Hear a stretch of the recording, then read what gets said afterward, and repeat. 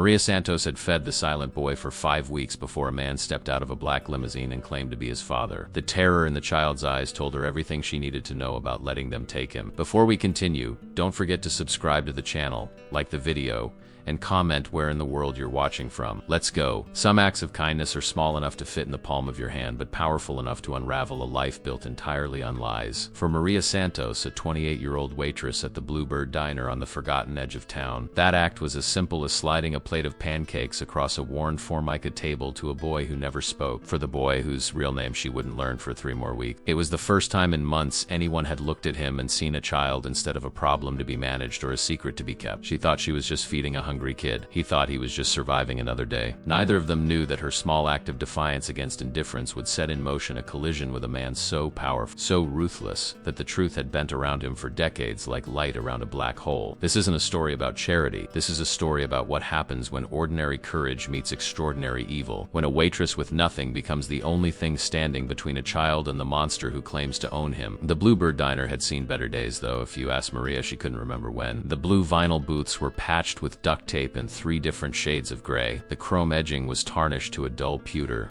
and the neon sign outside had been missing the E in Bluebird for so long that the locals just called it the Bluebird. It was the kind of place that smelled perpetually of coffee, bacon grease, and the faint chemical tong of industrial floor cleaner. At 7 in the morning on a Thursday in late September, the diner hummed with its usual rhythm. The regulars occupied their customary spots like pieces on a chessboard that never changed. Old Pete sat at the counter, nursing his 3rd cup of coffee, and reading a newspaper that was 2 days old. The Hendersons, a retired couple who'd been coming in for breakfast every morning for 15 years, sat in booth 3, not speaking to each other but comfortable in their silence. Maria moved between them with the practiced efficiency of someone who'd been doing this job for 6 years, ever since she'd left her mother's house with nothing but a duffel bag and a determination to never go back. She was refilling Pete's cup when she noticed him for the first time. The boy sat in the booth by the window, the one that looked out onto the cracked parking lot and the service road beyond. He was small, maybe 8 or 9 years old, with dark hair that needed cutting and clothes that, while clean, hung on his thin frame like they'd been bought for someone else. What struck Maria wasn't his appearance, it was his stillness. In her years at the diner, she'd seen plenty of kids. They squirmed, they whined, they knocked over sugar dispensers and drew on the paper placemats with crayons. This boy sat with his hands folded on the table, his eyes fixed on nothing in particular, as motionless as a photograph. She approached his booth with her order pad. "Good morning, sweetheart. Are you waiting for someone?" The boy's eyes flickered toward her for just a moment, then away. He didn't speak. He didn't nod or shake his head. He simply returned to his careful stillness, as if she hadn't spoken at all. Maria glanced around the diner. There was no adult hovering nearby, no parent in the bathroom or outside on a phone call. The boy was alone. She tried again, softening her voice. "Are you hungry? Can get you something to eat." Nothing. Not even a blink of acknowledgement. His hands remained folded, his gaze distant. Maria felt something twist in her chest, a feeling she recognized from her own childhood. It was the look of a kid who'd learned that speaking up only made things worse, who'd discovered that silence was a kind of armor. She glanced at her manager, Roy, who was back in the kitchen barking at the line cook. Roy was a decent enough guy, but he ran the place with an iron fist when it came to the rules. No loitering, no freebies, cash or card, no exceptions. But Roy wasn't watching her right now. Maria made a decision. She walked back to the counter, grabbed a plate, and filled it with a short stack of pancakes, 3 strips of bacon, and a small glass of orange juice. She carried it back to the boy's booth and set it down in front of him. "Here you go, honey. On the house." The boy stared at the plate as if it might be a trap. His hands remained folded. Maria felt her throat tighten. "Eat," she said gently. "It's okay. No one's going to take it away." She left him there and went back to her rounds, refilling coffee, taking orders, clearing plates, but her eyes kept drifting back to booth 7. After what felt like an eternity, she saw the boy pick up the fork. He ate slowly, methodically, with the same eerie stillness he'd shown before. He didn't look up. He didn't make a sound. When he finished, he stood up, walked to the door, and left without a word. Maria watched him go, a small figure disappearing down the service road on foot. He didn't come back that day or the next, but on Saturday, 3 days later, he was there again. Same booth, same silence, same hollowed-out look in his eyes. Maria didn't hesitate this time. She brought him the same breakfast, pancakes, bacon, orange juice, and set it down without asking. She didn't try to make conversation. She just gave him a small nod and walked away. He ate. He left. It became a pattern. Monday he was there, Wednesday, Friday, always between 7 and 8 in the morning, always alone, always silent. Maria started to watch for him to save booth 7 if it was occupied when she saw him coming. She varied the food sometimes. Scrambled eggs, French toast, a turkey sandwich, and chips. He ate everything she gave him, always with that same careful, mechanical precision. The other waitresses noticed. Carla, a woman in her 50s with a voice like sandpaper and a heart that was mostly scar tissue, pulled Maria aside on the third week. "You feeding that kid again?" she asked, jerking her chin toward booth 7. Maria shrugged. "He's hungry." Carla lit a cigarette just outside the back door, taking a long drag. "Roy's gonna notice eventually. You're gonna get yourself fired." "Then I'll get fired," Maria said. She meant it. Something about the boy had burrowed under her skin. It wasn't just pity, it was recognition. She'd been that kind of silent once too. By the 4th week, Maria had started to worry. The boy never spoke, never smiled, never showed any sign that he was anything other than a ghost passing through her diner. But he also never missed a day. And that consistency, that desperate reliability told her something important. He needed this, he needed her. She began to leave small things on the table with his food. A wrapped cookie from the counter display, a comic book someone had left behind in a booth, a small stuffed bear she'd bought from the dollar store on her way to work one morning. He never acknowledged the gifts, but they were always gone when he left. Maria tried asking him questions. Gentle. "What's your name?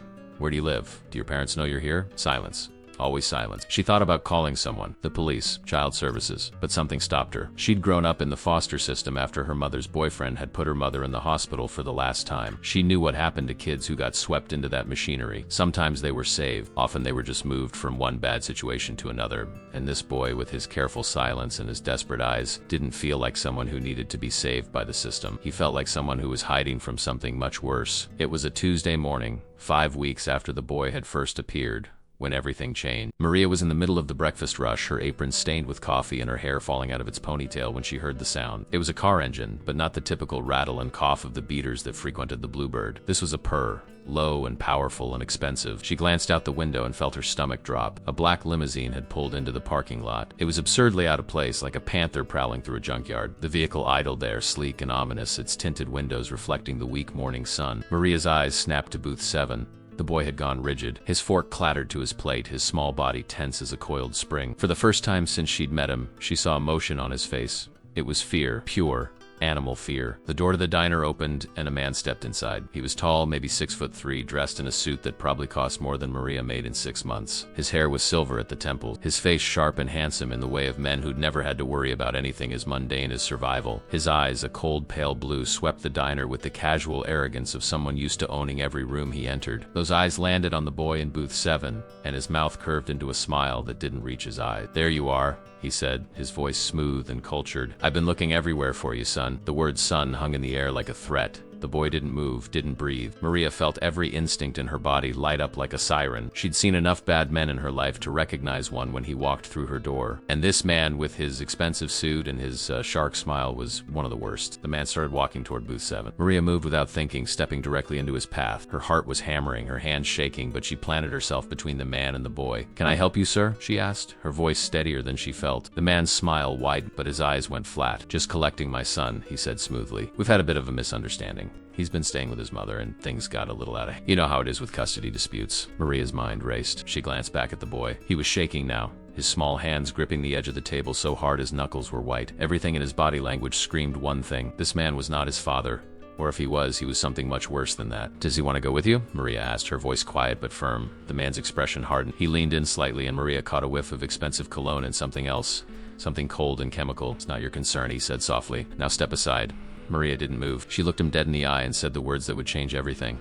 "No." The word hung in the air between them like a thrown gauntlet. For a moment, the entire diner seemed to hold its breath. Old Pete looked up from his newspaper. The Hendersons stopped mid-bite. Even Roy poked his head out from the kitchen, his face creased with confusion. The man in the expensive suit stared at Maria with an expression that cycled through surprise, amusement, and then something much darker. His smile never wavered, but his eyes went cold as winter ice. "I'm sorry," he said, his voice dropping to a dangerous whisper. "Did you just tell me no?" Maria's heart was trying to beat its way out of her chest, but she held her ground. She could feel the boy behind her, could sense his terror like a living thing. "Yes," she said. "I did." The man straightened to his full height, using his physical presence like a weapon. He towered over her, and Maria was suddenly aware of how small she was, how breakable. "Young lady," he said, each word precisely enunciated, "I don't think you understand the situation. That boy is my son. I have every legal right to take him home." "Then you won't mind waiting while I verify that?" Maria said, surprised by the steadiness in her own voice. "I'm going to need to see some identification, and I'd like to call the police just to make sure everything is in order. You know, for the boy's safety." The man's jaw tightened. The pleasant mask slipped just enough for Maria to see the rage simmering beneath. "You're making a very serious mistake," he said softly. "I could have you arrested for interfering with a parent's custodial rights. I could have this establishment shut down for harboring a runaway minor. I could make your life very, very difficult." Before Maria could respond, a voice cut through the tension. "Is there a problem here?" It was Roy. He'd come out from behind the counter, wiping his hands on his grease-stained apron. He wasn't a big man, but he had the wiry strength of someone who'd worked with his hands his whole life, and right now he was looking at the man in the suit with open suspicion. "No problem," the man said smoothly, redirecting his attention. "Just a family matter. My son ran away from home, and this waitress seems to think she has some authority to keep him from me." Roy looked at Maria, then at the boy in booth 7. The kid looked terrified. Roy might have been a hard ass about the rules, but he wasn't a monster. "That right, kid?" Roy asked directly. "You want to go with this man?" The boy's eyes went wide. He opened his mouth, and for the first time in 5 weeks, Maria heard his voice. It was small and hoarse, like he'd forgotten how to use it. "Please," he whispered. "Please don't make me go." The words broke something in the diner's atmosphere. Whatever legal authority the man claimed, whatever rights he insisted he had, they evaporated in the face of that child's naked terror. Roy's expression hardened. "All right," he said, pulling his phone from his pocket. "I'm calling the cops. Let them sort this out." The man's composure finally cracked. His hand shot out and grabbed Roy's wrist with shocking speed and strength. "I wouldn't do that if I were you," he said, his voice no longer smooth but sharp as a blade. "You have no idea who you're dealing." Roy tried to yank his arm back, but the man's grip was iron. His other hand went to his suit jacket, and for one heart-stopping moment, Maria thought he was reaching for a gun. Instead, he pulled out a wallet and flipped it open. Inside was a badge. "Detective Marcus Henley," he said, his voice cold and authoritative. "State Police. That boy is a material witness in an active investigation, and he's been placed in protective custody. By removing him from my care, you're committing obstruction of justice." The badge looked real. The authority in his voice sounded real. Maria felt the ground shifting beneath her feet. Could she be wrong? Could this actually be a cop trying to protect the boy? She looked back at the child. He was shaking his head frantically, his eyes pleading. "No," he whispered again. "He's lying. He's lying." Henley's face was a mask of professional concern. "The boy's been through a trauma," he said, his tone measured. "His mother was murdered 3 weeks ago.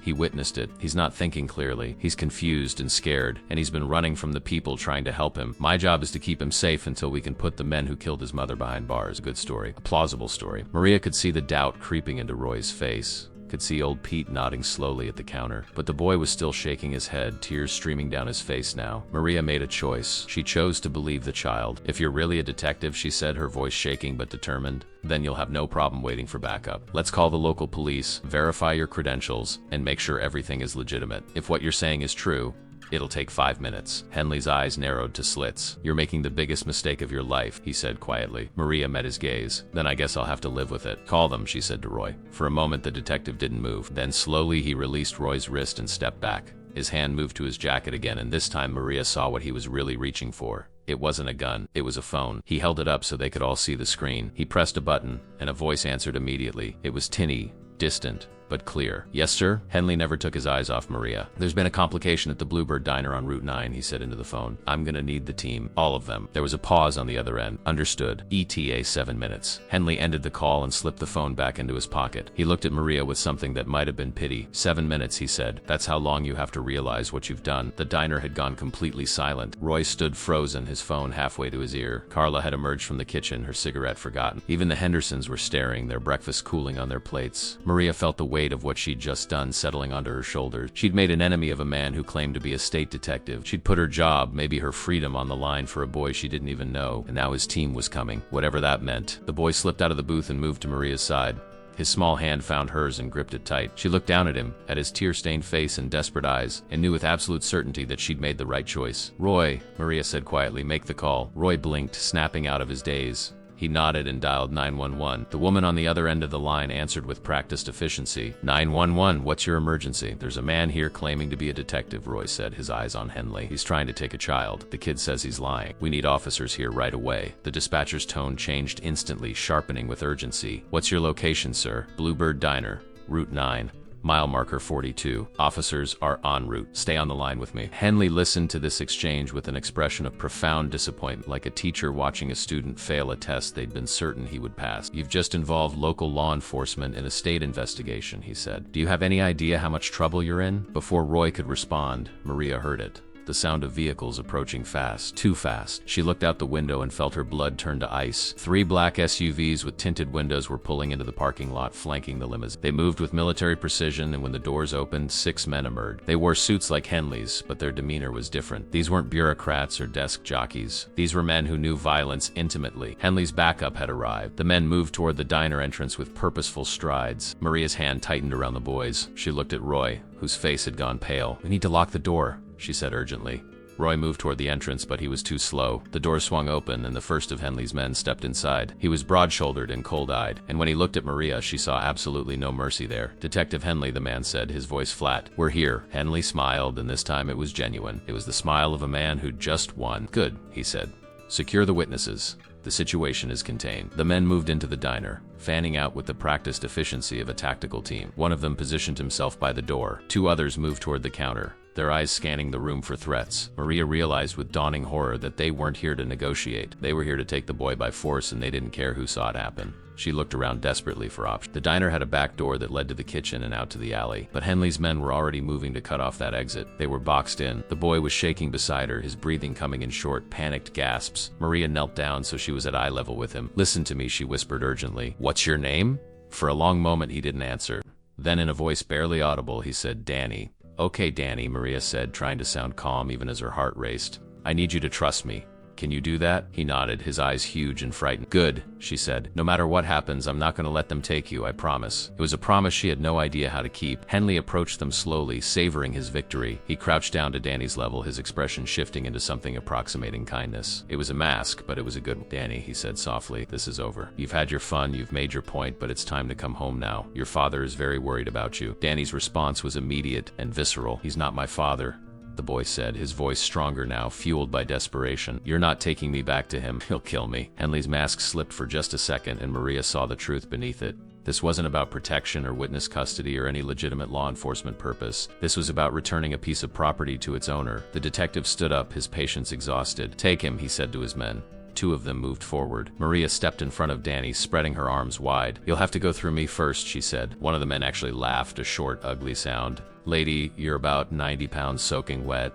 Get out of the way before you get hurt." Maria didn't move. Behind her, she heard movement. Roy had grabbed a baseball bat from behind the counter, the one he kept for dealing with drunks who got rowdy. Carla had picked up a coffee pot, her face set in grim determination. Even old Pete had risen from his stool, his hands balled into fists. The diner's misfits and forgotten had chosen their side. For a moment the tableau held, then everything went to hell. The first man lunged for Maria. She didn't think, didn't plan, just acted on pure instinct. She grabbed the ketchup bottle from the nearest table and swung it hard into the side of his head. The plastic bottle connected with a satisfying crack, and the man stumbled sideways, more surprised than hurt, but it bought her a second. Roy swung the baseball bat, connecting with the second man's shoulder with a meaty thunk that echoed through the diner. The man roared in pain and rage. Carla threw the scalding coffee directly into the face of a third man who'd been moving toward the back. His scream was piercing and immediate. For a few chaotic seconds, the Bluebird diner transformed into a battlefield. Old Pete, moving with surprising speed for a man in his 70s, tackled one of Henley's men around the waist, sending them both crashing into a booth. Mrs. Henderson, who'd been a competitive bowler in her youth, hurled a sugar dispenser like a fastball,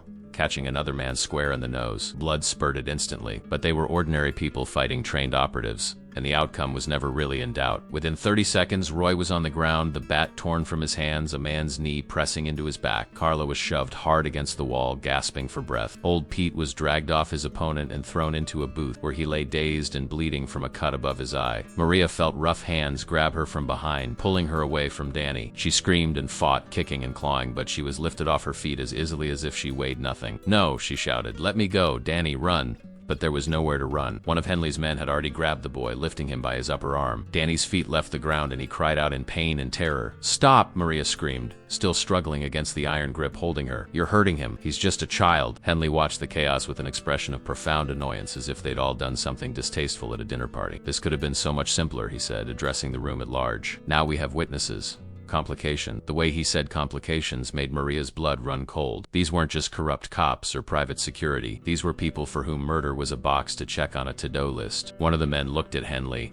"What do you want us to do with them?" Before Henley could answer, a new sound cut through the diner. It was the wail of police sirens, growing rapidly louder. Roy's call to 911 hadn't been forgotten. Local law enforcement was less than a minute away. Henley's expression shifted from annoyance to cold calculation. He looked at his watch, then at the approaching sirens, then at the chaos of the diner. "We're leaving," he said curtly. "Bring the boy." "What about them?" the man holding Maria asked, jerking his head toward the diner's staff. Henley looked at Maria and she saw her death in his eyes. He was weighing it, calculating the risk versus the reward of silencing them all right here and now. Then his gaze shifted to the window, where red and blue lights were already visible in the distance. "No time," he said. "We sanitize later." The promise in those words was clear. This wasn't over. They'd be back to tie up loose ends, and those loose ends included everyone who'd witnessed what happened here. The man holding Maria released her so suddenly she stumbled and fell. By the time she scrambled to her feet, Henley and his men were already moving toward the exit, Danny struggling in the grip of the man who carried him. "No!" Maria screamed, lunging forward, but another of Henley's men shoved her hard and she crashed into a table, pain exploding through her ribs. Through watering eyes, she saw them reach the door. She saw Danny's face, pale and terrified, looking back at her. She saw his mouth form words, "Help me." Then they were through the door and moving toward the vehicles. Maria forced herself to her feet, ignoring the pain, and ran after them. She burst out of the diner just as they were loading Danny into one of the black SUVs. The limousine's engine roared to life. "Stop," she shouted, her voice raw. "Police! Someone call the police." But even as she screamed it, she knew it was pointless. The local cops were seconds away, but seconds were all Henley needed. The SUV carrying Danny peeled out of the parking lot with a screech of tires. The other two vehicles followed in tight formation, and the limousine brought up the rear.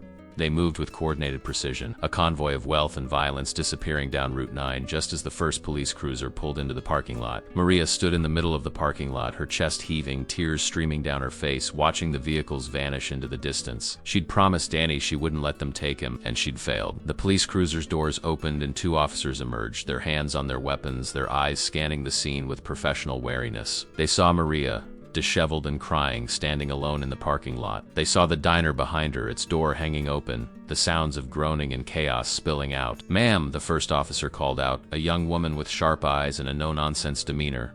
"Are you injured? Do you need medical assistance?" Maria tried to speak, but the words caught in her throat. She pointed down the road where the vehicles had disappeared. "They took him," she managed. "They took the boy." The officers exchanged glances. "Ma'am, I need you to calm down and tell me what happened here." Maria took a shuddering breath. "There was a boy," she said, speaking quickly. "He's been coming to the diner for weeks. Today a man showed up claiming to be a detective, said the boy was in protective custody, but the boy was terrified. He begged us not to let them take him." The second officer, an older man with gray at his temples, frowned. "They? How many people are we talking about?" "7 men total," Maria said. "One claimed to be Detective Marcus Henley from the state police. He had a badge. He had backup. They just took the boy by force." The young female officer's hand moved to a radio. "Dispatch, this is Unit 12. We need an APB on a group of vehicles, 3 black SUVs and a black limousine. Last seen heading east on Route 9 from the Bluebird Diner. Possible kidnapping in progress." As she relayed the information, the older officer guided Maria back toward the diner. "Let's get you inside and you can give me the full story." Inside, the scene was devastating. Roy sat on the floor, his back against the counter, holding a bag of frozen peas to his head. Blood trickled from his nose. Carla was in a booth, breathing hard, her hands shaking. Old Pete was being tended to by Mrs. Henderson, who was pressing a wad of napkins against the cut above his eye. The place looked like a tornado had torn through it. Broken glass, overturned tables, and the lingering smell of spilled coffee and blood. The older officer's expression grew grimmer as he surveyed the damage. "Okay," he said, his voice taking on a harder edge. "I need statements from everyone, and I need them now." For the next hour, Maria told her story. She told it to the officer, then to his sergeant, then to a detective from the county sheriff's department who arrived looking skeptical and left looking disturbed. She described Danny, his silence, his fear, the weeks of feeding him. She described Henley's arrival, his badge, his team, the violence of the abduction. The detective, a weathered man in his 50s named Kowalski, listened with increasing concern. "We're running the name Marcus Henley through state police databases right now," he said. "But I have to be honest with you, Miss Santos. What you're describing doesn't match any legitimate law enforcement operation I've ever heard of. No protective custody works like this." Maria felt a chill run through her. "So you believe me? That he's not really a cop?" Kowalski hesitated. "I believe something very wrong happened here. Whether Henley is who he claims to be or not, the use of force you described is way outside protocol. And the fact that they fled before we arrived instead of coordinating with local law enforcement, that's a massive red flag." He paused, choosing his words carefully. "Ms. Santos, you need to understand something. If these people are what I think they are, you and everyone in this diner are now in serious danger." Maria had already known that on some level, but hearing it stated so bluntly made it real in a way that terrified her. "What do we do?" she asked. Kowalski pulled out a business card and handed it to her. "For now, you go home. You lock your doors. You don't talk to anyone about this except law enforcement. I'm gonna have patrol units swing by your address every hour. If you see anything suspicious, anyone watching you, you call me immediately, day or night." Maria took the card with trembling hand. "What about Danny? What are you doing to find him?" "Everything we can," Kowalski said, but his eyes were troubled. "We've got the APB out. We're checking traffic cameras. But those vehicles had a head start, and if they switched cars or went to ground, finding them is going to be difficult." He leaned forward, his voice dropping. "Miss Santos, I need you to think very carefully. Did the boy say anything that might help us? Any detail about where he came from, who these people are, why they want him?" Maria's mind raced back through the weeks of silent breakfast, searching for any clue she might have missed. "He only spoke twice," she said. "Once when Henley asked if he wanted to go, he said, 'Please don't make me go.' And when Henley said his father was worried about him, Danny said, "He's not my father." He said Henley was lying, that if they took him back, he'd be killed. Kowalski wrote this down, his jaw tight. Did he ever say who his father actually is? No, Maria said. He never spoke before today. Not once. She felt the weight of that now, all those lost opportunities to get Danny to open up, to learn his story. If she'd pushed harder, been more persistent, maybe she'd have the information that could save him now. Kowalski seemed to sense her spiraling. "This isn't your fault," he said firmly. "You tried to protect him. You stood up to armed men to keep him safe. That's more than most people would do. But it wasn't enough," Maria whispered. "They still took him." The detective had no answer for that. After Kowalski left, after the police cruisers finally pulled away and the crime scene tape came down, Maria sat alone in the destroyed diner. Roy had sent everyone home. The place was closed indefinitely while they cleaned up and decided what to do. She sat in booth 7, the booth where Danny had eaten his silent meals for 5 weeks, and she cried. She cried for the boy she'd failed to save. She cried for the promise she'd broken. And somewhere beneath the grief and guilt, a flame of rage began to burn. They thought they could just take him. They thought their badges and their guns and their expensive cars made them untouchable. They thought wrong. Maria pulled out her phone and looked at Detective Kowalski's card. She had no training, no resources, no power. She was just a waitress in a dying diner on the edge of nowhere. But she'd made a promise to Danny. And somehow, some way, she was going to keep it. She just had no idea how. The answer, when it came, would arrive from the most unexpected direction. And it would drag her into a world she never knew existed, where the line between law and lawlessness had long since blurred, where children were currency, and where the man in the limousine was just the beginning of a nightmare that went deeper than she could possibly imagine. Maria went home that night to her small apartment above a laundromat, locked the door, and sat on her second-hand couch in the dark. She didn't turn on the lights, didn't turn on the TV. She just sat there, listening to the sounds of the building settling, jumping at every creak and groan. Sleep was impossible. Every time she closed her eyes, she saw Danny's face, saw him being dragged away, saw the terror in his eyes. By 3 in the morning, she'd made a decision. She couldn't just wait for the police to find him. She couldn't just hope that the system would work, that justice would be served. She'd been in the system. She knew better. If she wanted to save Danny, she was going to have to do it herself. But she needed information. She needed to know who Henley really was, who he worked for, and why they wanted Danny badly enough to stage a violent abduction in broad daylight. She needed a starting point, and then she remembered something. When Henley had first arrived, before the chaos, he'd pulled out his wallet to show his badge. And in that moment, when the leather had flipped open, Maria had caught a glimpse of something else tucked behind the badge. A business card, white with gold lettering. She'd only seen it for a second, but she had a good memory for details. It was the kind of skill you developed when you waited tables, remembering orders, faces, preferences. She closed her eyes and called up the memory, focusing on that split-second glimpse. The card had a logo, 3 initials intertwined in an elegant design. She couldn't make out all the letters, but she was almost certain one of them was a V. It wasn't much, but it was something. And right now, something was all she had. Maria didn't sleep that night. By dawn, she'd made a list on the back of an envelope, the only paper she could find in her sparse apartment. The list was short and depressing. What she knew: Danny's first name, his age, approximately 8 or 9. He'd been coming to the diner for 5 weeks. He was terrified of Henley and the man Henley called his father. He'd witnessed or experienced something bad enough to make him run and hide. What she didn't know: Danny's last name, where he lived, who his real parents were, who Henley actually worked for, why they wanted Danny, what the letters on that business card spelled out. It was a starting point, but barely. Maria stared at the list until her eyes burned. Then she grabbed her laptop, an old machine that took 3 minutes to boot up, and started searching. She typed in Marcus Henley, state police detective, and hit enter. The results were immediate and definitive. There was no Marcus Henley employed by the state police. Not now. Not ever, according to the publicly available database. She tried variations. Marcus Henley, law enforcement. Marcus Henley, detective. Marcus Henley, security. Nothing matched the man who'd walked into her diner. Either he'd given a fake name, which seemed likely, or he existed in some dark corner of law enforcement that didn't show up in public records. She switched tactics: black limousine kidnapping, child abduction, wealthy suspects, missing children, custody disputes. The results were overwhelming and useless, thousands of hits that had nothing to do with her situation. Frustrated, she closed the laptop and looked at the envelope again. The business card, that was her real clue. 3 initials, gold lettering, one of them possibly a V. It suggested money, prestige, the kind of organization that could afford custom stationery. She needed to find someone who knew that, who could identify a company or organization from a partial logo. At 8 in the morning, she called Carla. The older waitress answered on the 4th ring, her voice rough with exhaustion and pain. "What?" "Maria, this is Carla. I need to ask you something." There was a long pause. "You shouldn't be calling me. The cops said not to talk about what happened." "I know," Maria said, "but I need help. I'm trying to find Danny." "Jesus, Maria." Carla's voice dropped to a harsh whisper. "Let the police handle it. Those men who took him, they weren't playing around. They'll kill you if you get in their way." "I know," Maria said, "but I made a promise." There was a longer pause. Maria heard the click of a lighter, the exhale of smoke. "You're going to get yourself killed," Carla said, but there was something in her voice that wasn't quite refusal. "What do you need? Do you know anyone who works in corporate security?" security? Or high-end private investigation? Someone who would recognize an expensive logo if they saw it? Carla was quiet for a moment. My ex-husband's cousin works for a security firm downtown. Executive protection, corporate espionage prevention, that kind of thing. He's an asshole, but he knows his way around the wealthy crowd. Can you get me his number? Maria asked. Carla sighed. I'll text it to you, but Maria, be careful. These people, whoever they are, they have resources we can't even imagine. I know, Maria said again. Thank you. The text came through 5 minutes later. A name, Raymond Voss, and a phone number. No message, no explanation. Maria called immediately. The voice that answered was clipped and professional. Voss Security Consulting. This is Raymond. Mr. Voss, my name is Maria Santos. Carla Brennan gave me your number. I need help with something sensitive. There's a pause. Carla Brennan. Haven't heard that name in years. What's this about? I need to identify a logo. 3 letters. Gold embossed on a business card. One of the letters is probably a V. It's connected to a kidnapping. Another pause, longer this time. When he spoke again, his voice had changed. It was sharper, more focused. You were at the Bluebird Diner yesterday. The incident with the boy. How do you know about that?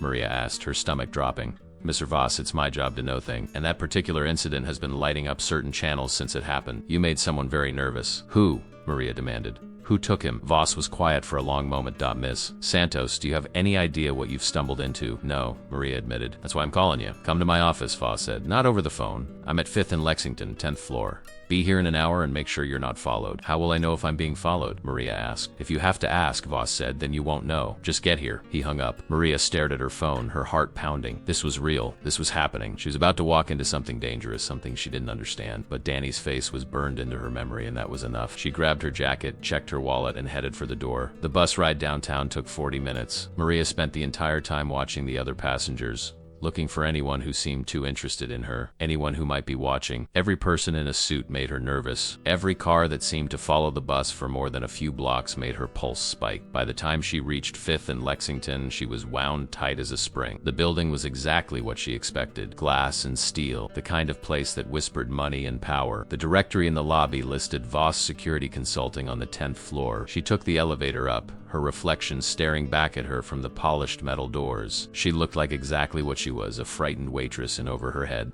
The elevator opened onto a hallway with thick carpet and subdued lighting. A glass door at the end had the company name etched in that same elegant gold lettering she'd glimpsed on Henley's card. Her breath caught. 3 letters intertwined in the design, V, S, and C. She pushed through the door into a reception area that screamed understated wealth. A young woman at the desk looked up with a professional smile. Can I help you? I'm here to see Raymond Voss, Maria said. He's expecting me. Maria Santos. The receptionist tapped at her computer. One moment, please. She picked up a phone, spoke quietly, then nodded. He'll see you now. Through the door on your left. Maria walked through the indicated door and found herself in an office that was more like a war room. One wall was covered with monitors showing security camera feeds from various locations. Another wall had a massive digital map with various markers and notations. Raymond Voss stood in the center of it all, a man in his 40s with sharp eyes and the bearing of someone who'd spent time in the military. He gestured to a chair. Sit. Tell me exactly what happened yesterday and don't leave anything out. Maria told him everything. The 5 weeks with Danny, Henley's arrival, the badge, the team, the abduction, the business card she'd glimpsed. Voss listened without interrupting, his expression growing darker as the story progressed. When she finished, he walked to his desk and pulled out a tablet. He tapped at it for a moment, then turned it to face her. The screen showed a logo. 3 letters, V, E, and L, intertwined in an ornate design. Gold on white. Is this what you saw? Maria's heart skipped. That's it. That's the logo. What is it? Voss's jaw tight. That's the Limousine. It's a private equity firm, but that's just the surface. Underneath, they're one of the most powerful and secretive organizations in the country. They specialize in acquisitions, and I don't just mean companies. What do you mean? Maria asked, though she was afraid she already knew. I mean, they acquire people, Voss said. Children, specifically.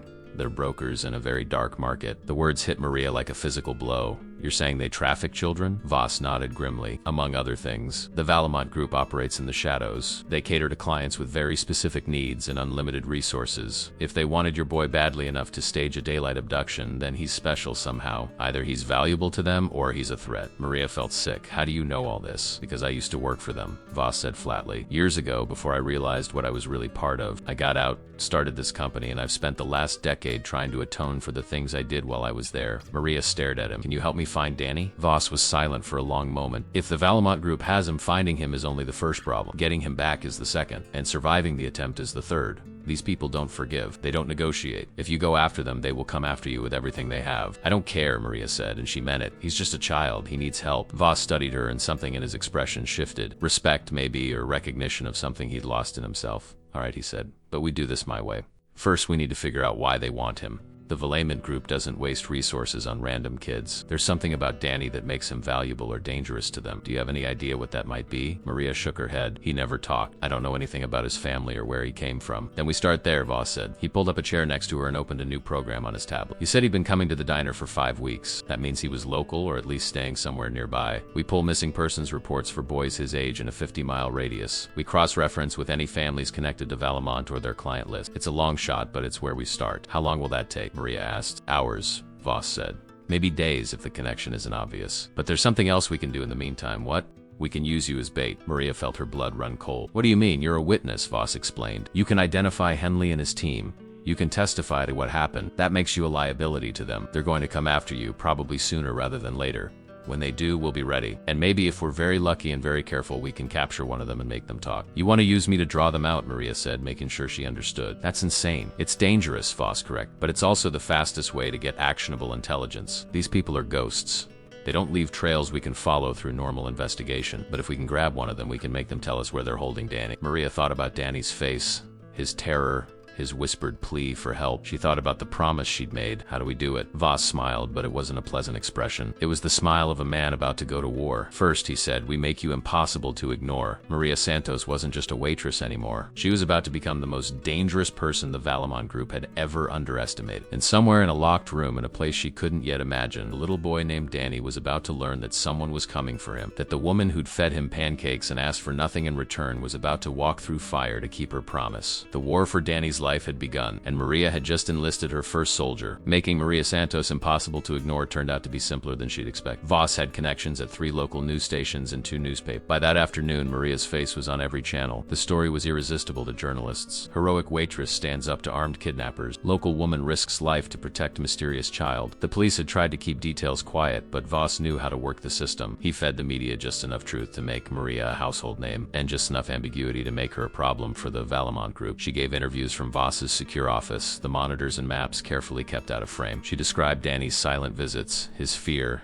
the violence of the abduction. She looked directly into the cameras and made a plea. If anyone knows anything about this boy, about where he is or who took him, please come forward. He's in danger. She didn't mention Valamont by name. That would have been suicide. But anyone watching who knew anything about the organization would understand the message. Maria Santos was talking. Maria Santos was a witness. Maria Santos was a problem that needed to be eliminated. By evening, Voss's trap was set. Maria returned to her apartment with instructions to follow her normal routine as much as possible. But she wasn't alone. Voss had positioned 3 of his people in the building and on the street. One was in the laundromat below her apartment, pretending to be a customer who'd been there for hours. Another was in a car parked across the street with a clear view of her door. The third was on the roof of the adjacent building with a rifle and a radio. Maria herself wore a small camera disguised as a button on her jacket and a panic button disguised as a pendant around her neck. One press and Voss's team would converge on her location in seconds. She sat in her apartment as darkness fell, the television on but muted, showing her own face on the evening news. It felt surreal, watching herself talk about Danny, seeing the way the story had been packaged and presented. The brave waitress, the innocent child, the mysterious kidnappers. It was all true, but it felt like it was happening to someone else. Her phone rang. She jumped, her heart racing, but it was just Voss. They're watching you, he said without preamble.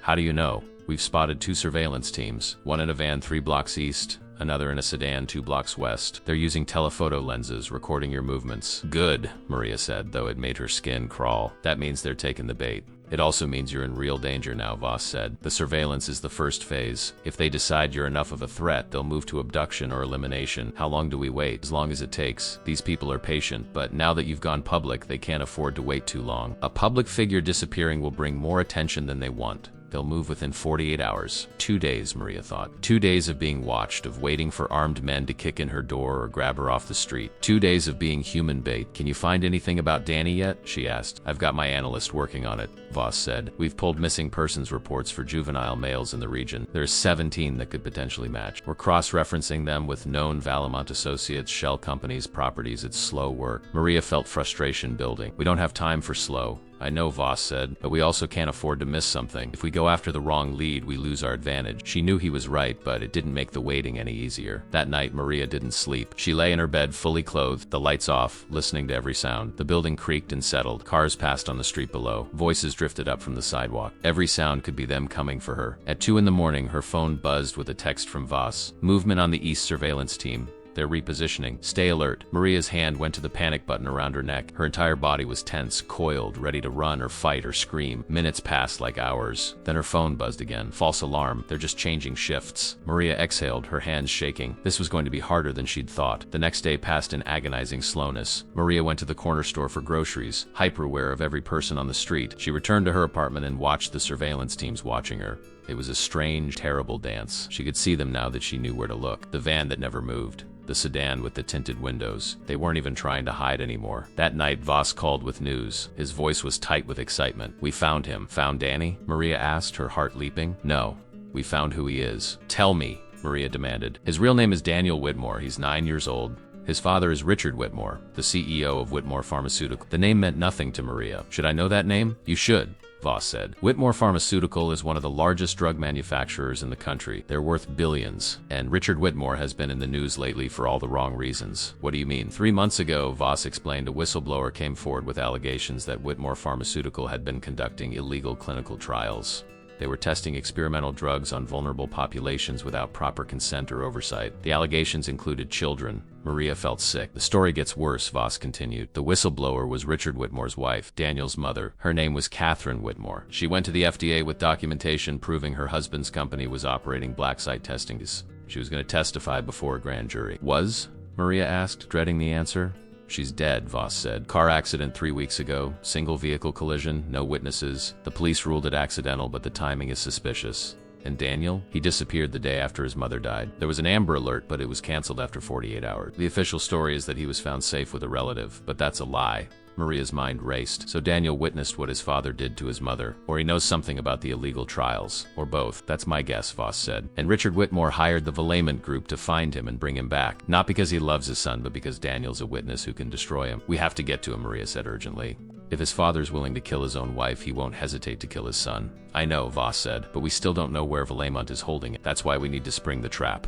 We need one of their operatives in custody, and we need them talk." As if summoned by his words, Maria's window exploded. Glass sprayed inward as something crashed through it, hitting the floor with a metallic clunk. Maria's brain processed it in slow motion. Cylindrical.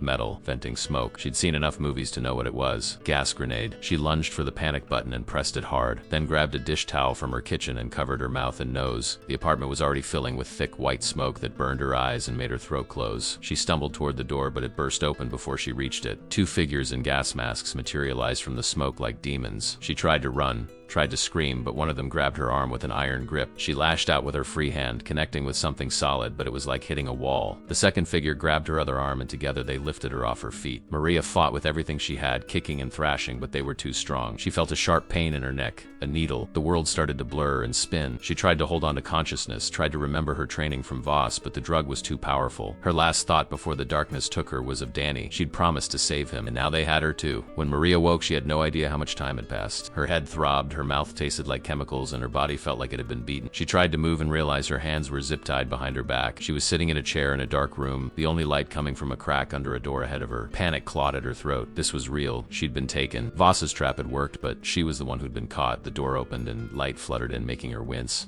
A figure stepped into the room, backlit so she couldn't make out features. Then he moved closer and her blood turned to ice. It was Henley. The fake detective smiled, but there was no warmth in it. "Miss Santos," he said, his voice calm and pleasant. "You've been causing quite a bit of trouble." "Where is he?" Maria demanded, her voice hoarse. "Where's Danny?" The smile widened. "You mean Daniel? He's safe. He's with his father where he belonged." "You're lying," Maria said. "His father killed his mother. His father is a monster." Henley crouched down so he was eye-leveled with her. His pale blue eyes were empty of anything resembling humanity. "You don't understand how the world works, do you? People like Richard Whitmore, they're not bound by the same rules as people like you. They have the resources to fix problems. And right now, you're a problem that needs fixing." He stood up and walked to a small table in the corner. He picked up something and returned.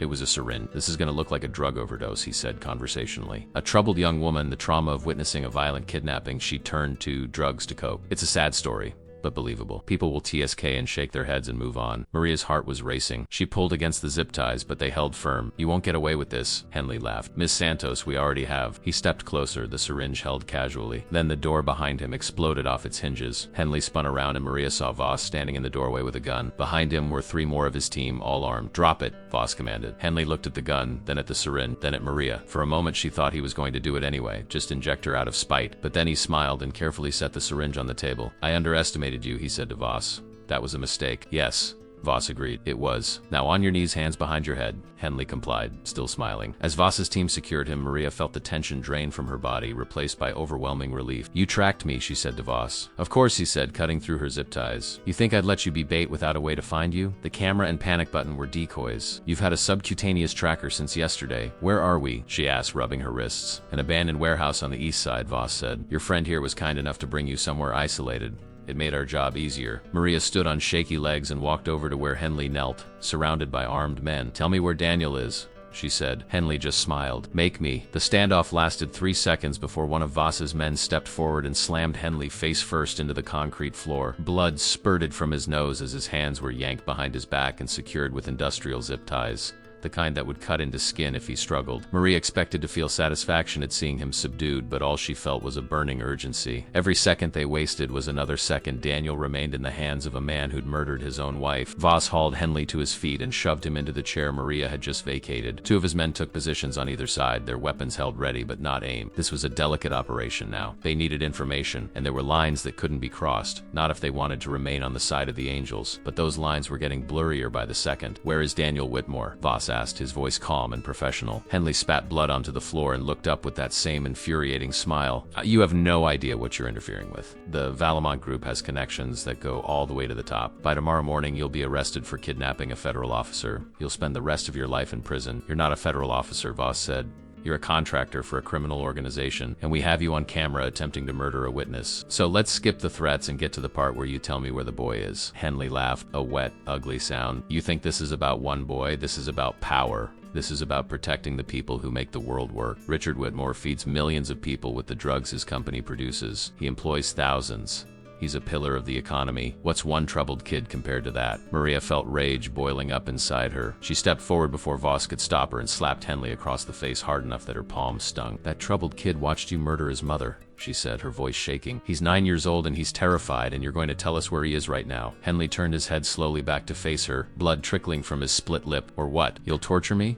You don't have it in you. Neither does your friend here. You're the good guys. Remember, you play by rules. We don't. That's why we always win. Maria pulled back her hand to hit him again, but Voss caught her wrist. He's trying to provoke you, he said quietly. Don't give him the satisfaction. He turned back to Henley. You're right that we play by different rules, but you're wrong about one thing. I'm not the good guy anymore.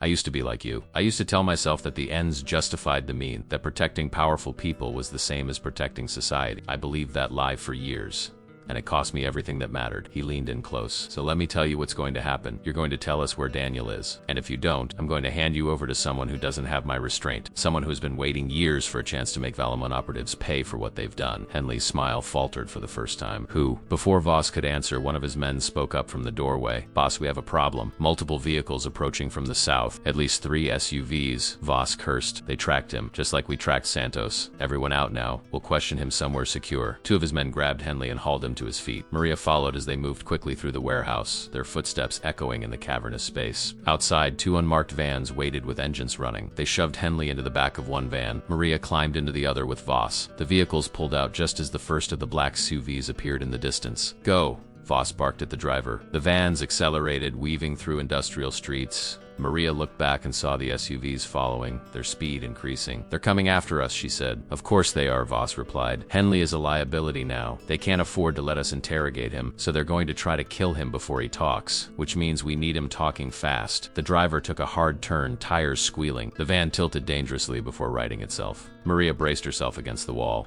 Where are we going? To the one place in this city where Valamont can't follow, Voss said. He pulled out his phone and made a call. It's me. I'm calling in that favor you owe me. I need sanctuary for 2 packages, 1 hostile witness and 1 civilian asset. There was a pause. No, it can't wait. We'll be there in 10 minutes. He hung up and looked at Maria. I hope you're good with morally gray situations because where we're going, the law is more of a suggestion than a rule. Maria thought about Daniel, alone and terrified, in the hands of a man who'd killed his own wife. I'm good with whatever it takes, she said. The vans led the pursuing SUVs on a chase through the industrial district, eventually pulling into an underground parking garage beneath a nondescript office building. The SUVs couldn't follow without revealing themselves to security cameras and witnesses. Voss's vehicles descended 3 levels before stopping. They'd lost their tail, at least temporarily. Voss led Maria and his team, who were dragging a now silent Henley, to a service elevator. It descended even further, past the parking levels, into what appeared to be a subbasement. The doors opened onto a corridor that looked like it belonged in a bunker. Concrete walls and harsh fluorescent lighting. At the end of the corridor stood a man who looked like he'd been carved from granite. He was massive, easily 6.5 feet tall, with shoulders that seemed too wide to be real. His face was scarred, and his eyes were the cold gray of gunmetal. "Voss," the man said, his voice like gravel. "You bring trouble to my door." "Always do, Marcus," Voss replied. "This is Maria Santos. Santos, this is Marcus Kane. He runs the gray market." Maria had heard whispers of the gray market, the shadow economy that existed beneath the legitimate world. It was where people went when they needed things the law couldn't or wouldn't provide: information, protection, justice of the unofficial variety. Kane's eyes swept over her, assessing. "The waitress from the news. You've made powerful enemies." "I'm trying to save a child," Maria said, meeting his gaze without flinching. "Your friend here says you can help." Kane's expression didn't change. "I don't help. I trade." "What are you offering?" Voss said, jerking his head toward the van where Henley was being held. "Marcus Henley, senior operative for the Valament Group. He knows things you've been trying to learn for years." Kane's eyes gleamed with interest. "Bring him." They hauled Henley into a room that looked like an interrogation chamber from a nightmare. The walls were soundproof, the floor had a drain in the center, and the single metal chair bolted to the concrete looked like it had seen hard use. Maria felt her stomach turn. This was where the rules ended. Henley seemed to realize it too. His cocky demeanor had evaporated, replaced by genuine fear. "You can't do this," he said, his voice cracking. "I have rights." "In the world above, maybe," Kane said, his voice flat. "Down here, you have what I choose to give you. And right now, I'm choosing to give you pain unless you speak." "Where is Daniel Whitmore?" "The boy who witnessed his mother's murder 3 weeks ago. The boy your organization helped disappear."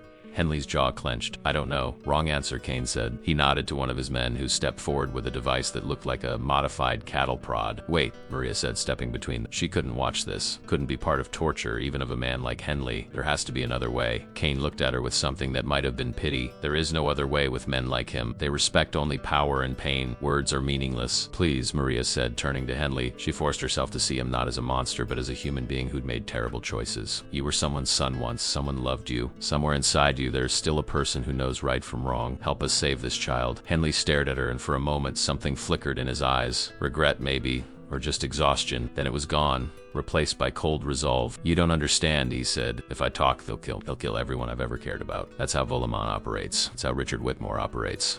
There is no walking away from this." "Then you're already dead," Kane said simply. "The only question is whether you die with something resembling honor, or whether you die knowing you let them murder a child. The choice is yours, but you have 30 seconds to make it." The room fell silent except for the hum of the ventilation system. Maria watched Henley's face, saw the calculations happening behind his eyes. He was weighing his own survival against a child's life. She prayed he'd make the right choice. 20 seconds, Kane said. Henley closed his eyes. When he opened them again, something had changed. The defiance was gone, replaced by a weary resignation. "The estate," he said quietly. "Richard Whitmore's estate in the mountains. It's a compound, really.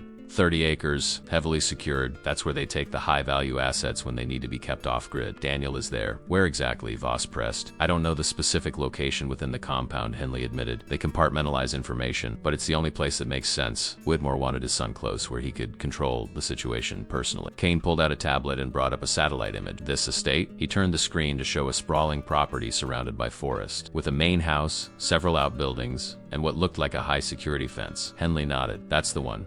"How many guard?" "At least 20, Henley said. "All former military, heavily armed. The perimeter has motion sensors, cameras, infrared. It's designed to keep people out and keep people in. It's a fortress." Maria felt her heart sink. How were they supposed to breach a place like that? But Voss was already studying the image, his tactical mind working. "Every fortress has a weakness," he said. "We just need to find it. And I think I know someone who can help us." He looked at Kane. "I need your hacker. The one who broke the Sentinel financial system last year." Kane raised an eyebrow. "Cypher? She doesn't work cheap." "I'll pay whatever she asks," Voss said. "We need schematics, security protocols, everything. And we need it in 6 hours." Kane considered this. Then he nodded. "I'll make the call. But Voss, this is going to cost you more than money. You're going to owe me." "I already owe you," Voss said. "What's one more debt?" Maria looked at Henley, who sat slumped in the chair, looking smaller somehow now that he'd broken. "Why did you do this?" she asked. "Why work for people like Whitmore? Why hurt children?" Cook. Henley laughed, a bitter, broken sound.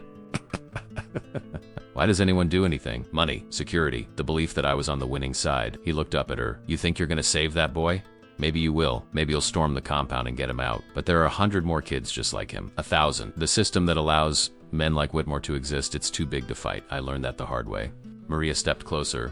"The difference between you and me," she said, "is that I'm not trying to fight the whole system. I'm just trying to save one boy.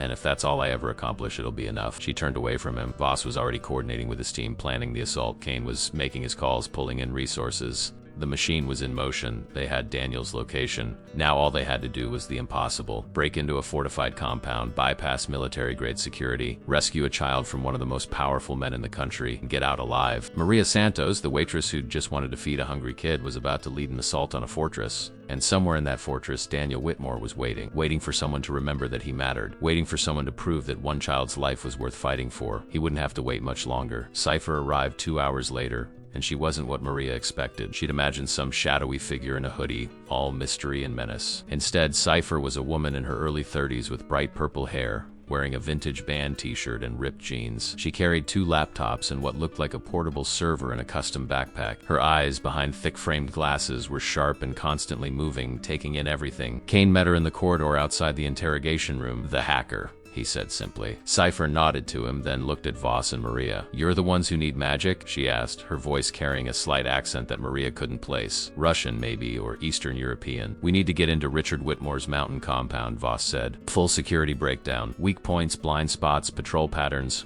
everything." Cypher smiled. "Whitmore's estate. I've been dying to crack that system for months. Their security architecture is beautiful, almost artistic. You're gonna help us break it?"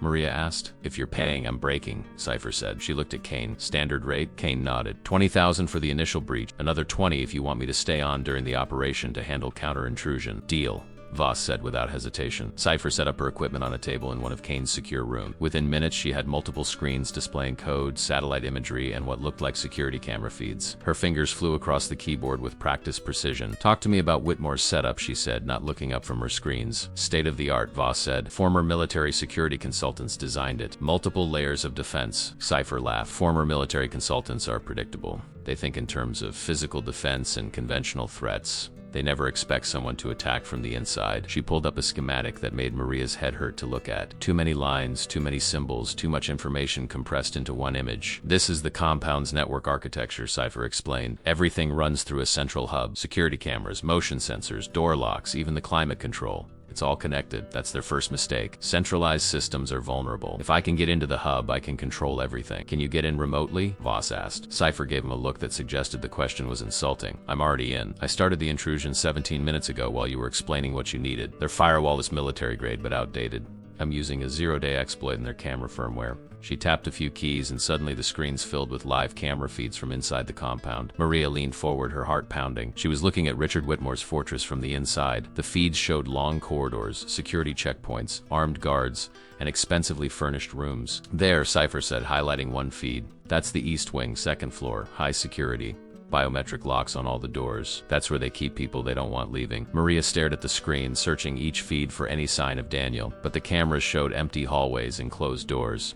"Can you see inside the rooms?" she asked. "Not with these cameras," Cypher said, "but I can access the security logs." She pulled up a different window. "Here, biometric access records for the past week. This door," she highlighted one entry, "has been accessed 47 times in the last 3 days. Always by the same 2 people. Medical staff, probably." "Medical staff?" Maria's stomach twisted. Why would Daniel need medical staff? Voss's expression was grim. "Sedation, most likely. If Whitmore's keeping his son there against his will, he'd need to keep him compliant. Especially if the boy's been traumatized." Maria felt rage burning in her chest. "That monster is drugging his own child. We need to move now." "Hold on," Cypher said, still typing. "I'm pulling more data. There's something else here. A scheduled event in the compound's calendar system." She opened a file that made everyone in the room go still. It was a medical procedure schedule. Patient D. Whitmore. Procedure: comprehensive psychiatric evaluation and treatment initiation. Date: tomorrow, 8 Authorized by Dr. Ernst Volkov. Maria's blood ran cold. "What kind of treatment?" Voss leaned in, reading the details. His face went pale. "It's a commitment order,"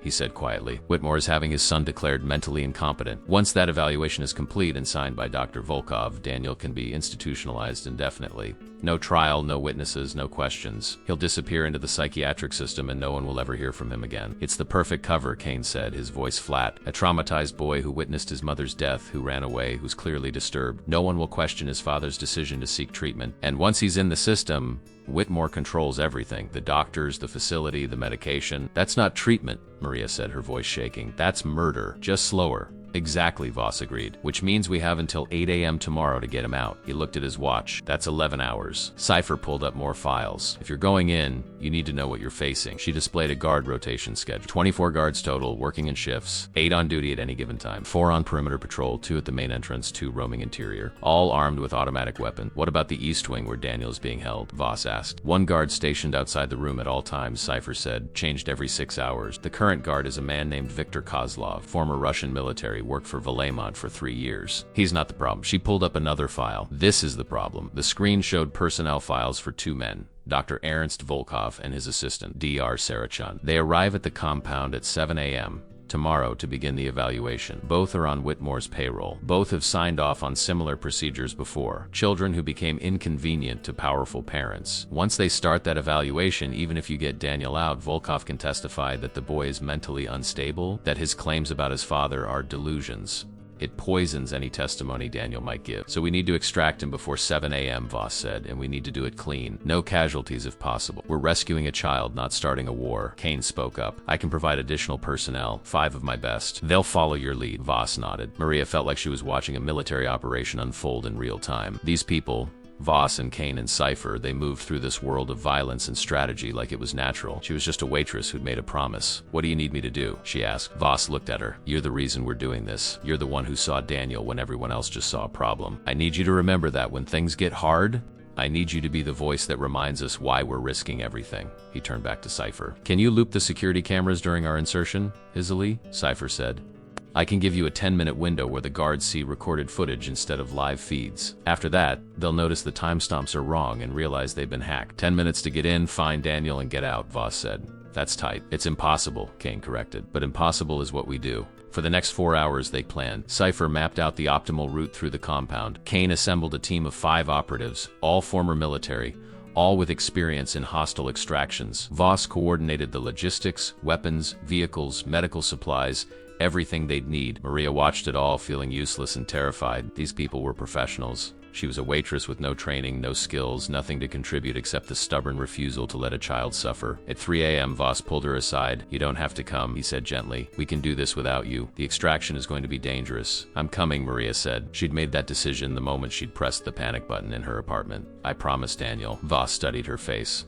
Then you need to be prepared for what you might see. Whitmore is keeping his son sedated and isolated. The boy you remember from the diner, that silent kid who ate pancakes, he's been through hell since then. He might not even recognize you. He might be too drugged to walk. You need to be ready for that. I'm ready, Maria said, though she wasn't sure that was true. At 4 a.m., they loaded into 2 vehicles. A panel van that looked like it belonged to a catering company, complete with fake logo and license plates, and a backup SUV that would wait 2 miles from the compound. Maria rode in the van with Voss, Kane, and 3 of Kane's operatives. They were all dressed in black tactical gear, faces covered, weapons holstered but ready. Maria wore a bulletproof vest over her clothes. It was heavy and uncomfortable, but Voss had insisted. Cypher rode in the back with her laptops, maintaining the connection to the compound systems. As they drove through the pre-dawn darkness toward the mountains, Maria felt her fear crystallizing into something harder. Determination, purpose. She thought about Daniel's face the last time she'd seen him, his terror as Henley's men dragged him away. She thought about the promise she'd made. I'm not going to let them take you. She'd failed then. She wouldn't fail now. The compound appeared in the distance, lights glowing against the dark mountainside. It looked peaceful, almost beautiful, like a resort or a luxury home, not a prison for a 9-year-old boy. Voss spoke into his radio. All teams, final check. One by one, the operatives confirmed their readiness. Cypher's voice came through. Security loop is ready to deploy on your command. I have eyes on all guard positions. Perimeter patrols on the west side of the property. You'll have a clear approach from the east. Voss looked at Maria. Last chance to stay with the backup. Maria shook her head. I'm going in. And stay close to me, Voss said. Do exactly what I say when I say it. If I tell you to run, you run. If I tell you to hide, you hide. Understood? Understood, Maria said. The van pulled off the main road onto a service trail that wound through the forest. They stopped half a mile from the compound's eastern fence. Everyone out, Voss commanded. This is it. They moved through the forest like ghosts, silent and focused. Maria struggled to keep up, branches catching at her clothes, roots threatening to trip her. She didn't slow down. Ahead, through the trees, she could see the fence. 8 feet tall, topped with razor wire, sensors embedded every 10 feet. It should have been impassed. Cypher's voice crackled in their earpieces. Sensors disabled. You have 30 seconds before the system runs a diagnostic. Go. Kane's team moved forward with wire cutters, quickly creating an opening in the fence. They slipped through one by one. Maria was third, her heart hammering so hard she thought everyone could hear it. They were inside the compound, inside Richard Whitmore's fortress. And somewhere in that building ahead, Daniel was waiting. Time to move, Voss whispered. Security loop activating in 3, 2, 1. The cameras blinked. For 10 minutes, every guard in the compound would be looking at recordings from an hour ago. For 10 minutes, Maria and her team were invisible. They ran toward the building, and Maria knew with absolute certainty that everything was about to change. The compound's east entrance was a service door, the kind used by maintenance staff and deliveries. According to Cypher's intelligence, it was the least monitored access point, protected only by a keypad lock and a single camera that was now showing footage from an hour ago. Kane's operative, a woman named Reeves with cold efficiency in every movement, approached the door with a small device that looked like a modified smartphone. She pressed it against the keypad and numbers cycled rapidly on its screen. The lock clicked open in 4 seconds. They moved inside, entering a stark corridor with concrete floors and exposed pipes. This was the working infrastructure of the compound, hidden from the luxurious facade. Utility quarters like this one crisscrossed the entire complex, Cypher had explained, allowing staff to move unseen. It was how they'd reach the east wing without encountering the guards patrolling the main halls. Voss took point, moving with the practiced silence of someone who'd done this 1,000 times. The team followed in a tight formation, Maria sandwiched in the middle where she'd be most protected. Every few seconds, Cypher's voice whispered in their earpieces,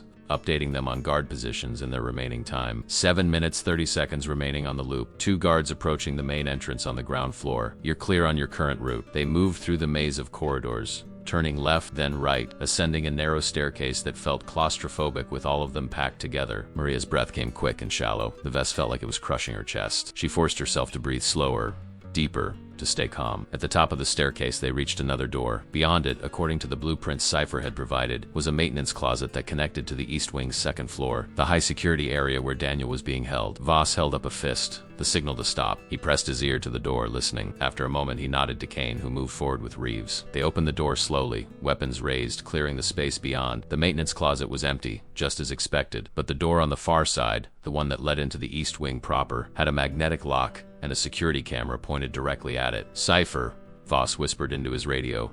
We're at the East Wing junction. The camera here isn't on the loop. I see it, Cypher replied. Give me 20 seconds. They waited in the cramped closet, packed together, weapons ready. Maria could hear her own heartbeat, loud and frantic. She counted the seconds. 15, 16, 17. Done, Cypher said. Camera is now showing an empty corridor. You have a 2-minute window before the guard in the East Wing does his next patrol pass. After that, you'll need to neutralize him. The magnetic lock disengaged with a soft click. Kane opened the door and they emerged into a different world. The East Wing was elegant, expensive, hardwood floors, tasteful artwork on the walls, lighting that was soft and warm. It looked like a hotel, not a prison. But the doors along the corridor all had biometric locks, and there were no windows. It was a gilded cage. Third door on the left, Cypher directed. That's where the access logs show the most activity. That's where Daniel is. They moved quickly down the corridor. Maria's legs felt weak, but she forced herself to keep moving. They were so close now. So close to Daniel. At the third door, they stopped. A guard sat in a chair outside, exactly as Cypher had predicted. Viktor Kozlov was a mountain of a man, his attention focused on a tablet in his hands. He looked bored, complacent. He never saw Kane coming. Kane moved like liquid violence, crossing the distance in 3 silent strides. His arm locked around Kozlov's throat in a chokehold that cut off the guard's air and blood flow simultaneously. Kozlov tried to struggle, tried to reach for the weapon on his hip, but Kane was too strong, too skilled. In 8 seconds, the guard went limp. Kane lowered him to the floor gently, checking his pulse. Alive, he confirmed.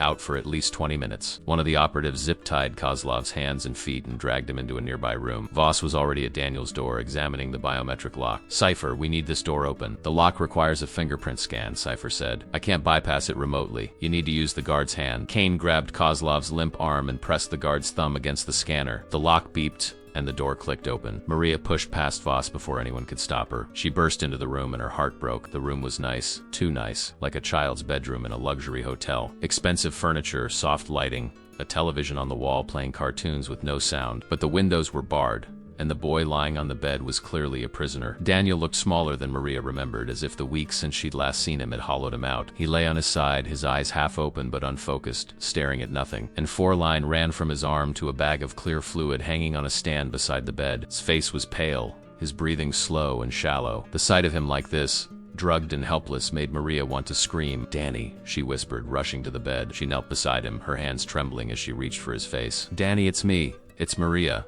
From the diner. I told you I'd come for you. For a long moment, nothing happened. Daniel's eyes didn't focus. He didn't move. Then slowly, like someone swimming up from deep water, recognition flickered in his gaze. Maria, he whispered, his voice so quiet she almost didn't hear it. His lips were dry, cracked. When did they last give him water? I'm here, she said, tears streaming down her face. I'm here and I'm getting you out. We need to move, Voss said from the doorway. We have 4 minutes left on the camera loop and that guard won't stay unconscious forever. Maria looked at the 4-line. Can we take this out? One of Kane's operatives, a man with medical training, moved forward. He examined the line quickly. It's just sedatives and fluids. I can remove it, but he's going to be disoriented. He might not be able to walk. Then I'll carry him, Maria said. The medic removed the 4 carefully, pressing gauze against the insertion point to stop the bleeding. Daniel winced but didn't cry out. His eyes were locked on Maria's face like she was the only solid thing in a shifting world. Maria helped him sit up. His body was weak, uncoordinated. How long had they been drugging him? How much had they given him? Can you stand? She asked gently. Daniel tried. His leg shook, gave out. He would have fallen if Maria hadn't caught him. I've got you, she said, lifting him. He weighed almost nothing, a ghost of the boy who'd eaten breakfast at her diner. She got him over her shoulder in a fireman's carry, his arms dangling. The vest made it harder, and her back protested immediately, but she didn't care. She'd carry him out of here or die trying. Move, Voss commanded. They exited the room and started back down the corridor. Behind them, Daniel's prison stood empty. Ahead, the compound was about to realize it had been breached. They'd made it 10 steps when Cypher's voice erupted in their earpieces, urgent and frightened. Abort. Abort. Someone tripped a silent alarm. The whole security system is coming back online. I've lost control. Maria's blood turned to ice. How? Voss demanded. I don't know, Cypher said. Someone must have noticed the camera timestamps. The head of security is initiating a lockdown protocol. All doors are sealing. All guards are being mobilized. You have maybe 60 seconds before the entire compound knows you're there. The sound of alarms began to blare throughout the building, a piercing electronic shriek that made Maria's ears ring. Red emergency lights flashed in the ceiling. They ran. Maria clutched Daniel, feeling his weak arms tighten around her neck. He was waking up more now, becoming aware of the danger. Voss led them back toward the maintenance closet, but when they reached it, the door that had been open was now sealed shut. The magnetic locks had engaged. Lockdown complete, Cypher said, her voice crackling with interference. They're jamming communication. I'm losing you. Alternate route, Kane barked. South stairwell now. They changed direction, sprinting down a different corridor. Behind them, Maria heard the sound of boots, lots of them, and shouted commands. The guards were coming. The south stairwell door was also locked. One of Kane's operatives tried to force it, but it wouldn't budge. We're trapped, Reeves said. Voss looked around, his tactical mind racing. Then his eyes locked on something. The windows. They're barred, but not bulletproof. Kane, I need that door behind us held for 30 seconds. Kane and 2 operatives took position at the corridor entrance, weapons raised. The sound of approaching guards was getting louder. Voss pulled a small explosive charge from his vest and pressed it against the window. Everyone down, he shouted. Maria dropped to the floor, curling her body around Daniel's to protect him. The explosion was deafening in the enclosed space. The window shattered outward, the bars twisting and breaking. Cold mountain air rushed in. Go, go, go, Voss shouted. One by one, they scrambled through the shattered window onto a narrow ledge outside. They were 2 stories up, overlooking a manicured garden. A 15-foot drop to the ground. Kane's team was still holding the corridor, but Maria could hear gunfire now. The guards had engaged. Voss dropped first, landing in a combat roll and coming up ready. Reeves followed, then the medic. Maria looked down at the drop, then at Daniel's pale face. Hold on tight, she told him. Daniel nodded weakly and wrapped his arms around her neck. Maria jumped. The landing jarred every bone in her body. Her ankle screamed in pain, but she forced herself to her feet. They were outside the building, but they were still inside the compound, still surrounded by guards and razor wire and certain death. Kane emerged from the window last, dropping just as bullets tore through the opening behind him. The corridor had been overrun. They ran across the garden toward the tree line. Spotlights blazed to life, painting them in harsh white light. Someone was shouting over a loudspeaker. Stop, or we will fire. Voss didn't stop. None of them did. They ran harder. Gunfire erupted from the compound behind them. Bullets chewed into the ground around Maria's feet, kicking up dirt and grass. She ran faster than she'd ever run in her life, Daniel's weight somehow making her stronger rather than weaker. The trees were ahead, just another 20 yards. 15, 10. They crashed into the forest just as a bullet took down the operative behind. The man cried out and fell. Kane turned back, grabbing him and hauling him forward. They kept moving, crashing through underbrush, branches tearing at their clothes and skin. Behind them, the compound was fully alert, guards pouring out, searchlights sweeping through the trees. They'd gotten Daniel, but they were miles from safety. Outnumbered 20-6, and the entire weight of Whitmore's private army was coming down on them. We're not going to make it, Maria thought. And then, ahead in the darkness, headlights blazed to life. The backup SUV roared forward, crashing through undergrowth, its engine growling like a beast. The driver was one of Kane's people, and he drove like the devil himself was chasing them, which Maria thought wasn't far from the truth. The side door flew open as the vehicle skidded to a stop. Get in, the driver shouted. They piled into the SUV, Maria still clutching Daniel. Kane and Reeves provided covering fire as the wounded operative was loaded in. Bullets sparked off the vehicle's armored panels. The compound's guards were close now, Too close. Go! Voss shouted, slamming the door shut. The SUV lurched forward, tires spinning on the loose forest floor before finding traction. They accelerated away from the compound, trees whipping past in the darkness. Through the rear window, Maria could see muzzle flashes and searchlights sweeping through the forest. "They're following," Reeves said, checking her weapon. "At least 3 vehicles." The driver took a sharp turn onto a dirt road, the SUV tilting dangerously before righting itself. "This road leads to the highway," he said. 2 miles. If we can reach it before they catch us, we have a chance." They hit a pothole hard enough to bounce everyone in their seats. Daniel whimpered and Maria held him tighter. "You're okay," she whispered. "You're safe now." But she wasn't sure that was true. Behind them, headlights appeared. The pursuit vehicles were faster, built for this kind of terrain. They were gaining. The wounded operative, a man named Torres, was bleeding badly from a shoulder. The medic worked on him frantically, trying to stop the hemorrhaging. "How bad?" Kane asked. "Bad," the medic said. "He needs a hospital within the hour or he's not going to make it." "We're not stopping," Voss said. His voice was hard, but Maria could hear the pain beneath it. These were his people, his responsibility. Get him stable enough to last. The driver pushed the SUV harder. They burst out of the forest onto a paved road, the sudden smoothness almost jarring after the rough terrain. The highway was ahead, just visible in the pre-dawn light that was beginning to seep into the eastern sky. Behind them, the 3 pursuit vehicles emerged from the trees, black SUVs identical to the ones that had attacked the diner. They opened fire. Bullets shattered the rear window and everyone ducked. The armored panels held, but the glass was gone. "Return fire," Kane commanded. Reeves and another operative leaned out through the broken window, firing controlled bursts at the pursuing vehicles. One of the black SUVs swerved as its windshield starred with bullet impacts, but it didn't stop. The highway was a quarter-mile ahead. Maria could see the white lines, the promise of civilization and witnesses. If they could just reach it, if they could get to where there were other cars and cameras, maybe Whitmore's people would back off. "We're not going to make it," the driver said. "They're too fast." One of the black SUVs was pulling alongside them now, trying to force them off the road. Maria saw the passenger window roll down, saw the weapon. She pulled Daniel down, covering him with her body. The gunfire was deafening. Voss leaned out his window and fired back, his shots precise and controlled. The black SUV's front tire exploded, and the vehicle spun out, crashing into a ditch. "Two left," Voss said, reloading. The highway was 100 yards ahead. Then from the opposite direction, more headlights appeared. A convoy of vehicles racing toward them on the highway. Maria's heart sank. More of Whitmore's people. They were going to be caught between 2 forces. But as the convoy got closer, she saw the markings on the lead vehicle. State Police. It was Detective Kowalski, and he'd brought half the state police force with him. The convoy split, 3 vehicles blocking the highway ahead of the black SUVs, cutting off their pursuit. The other vehicles moved to intercept. Maria heard sirens now, loud and beautiful. The backup SUV reached the highway and kept going, blowing past the police blockade. Kowalski's voice crackled over a loudspeaker.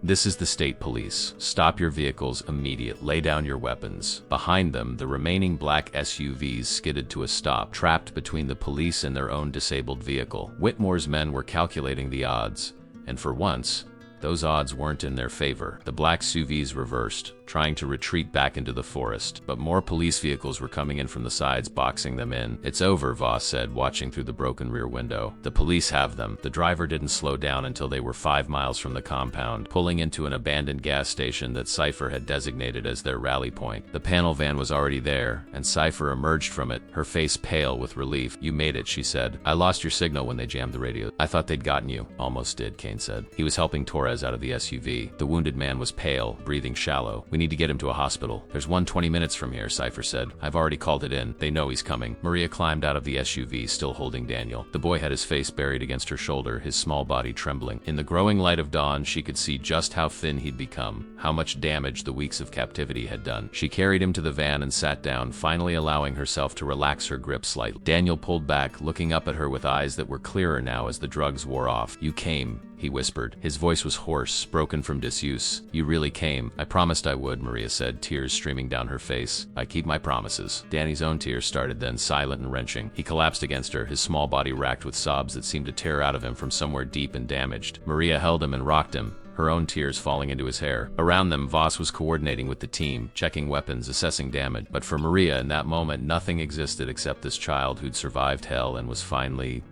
safe. After a few minutes, Daniel's sobs quieted. He pulled back again, wiping his eyes with shaking hands. "My mom," he said. "She tried to stop him. She tried to tell people what he was doing." Maria's chest tightened. "I know, sweetie. Your mom was very brave." "He killed her," Daniel said, his voice small but certain. "My dad. He killed her, and then he told everyone it was an accident. But I saw him do something to her car. I know." Maria said. And we're going to make sure everyone else knows too. You're going to tell people what you saw. They're going to believe you. Daniel looked doubtful. He's rich. He's powerful. No one believes kids like me. I believe you, Maria said. And so do all these people. She gestured to Voss, Kane, and the team. We risked everything to save you because we believe. And there are others who will too. Good people. People who care about the truth. Voss approached them. We need to move, he said gently. The police are going to be looking for us. We were just involved in an armed extraction from a private property. There are going to be questions. Let them ask, Maria said. We saved a child from a murderer. That's all that matters. It's not that simple, Voss said.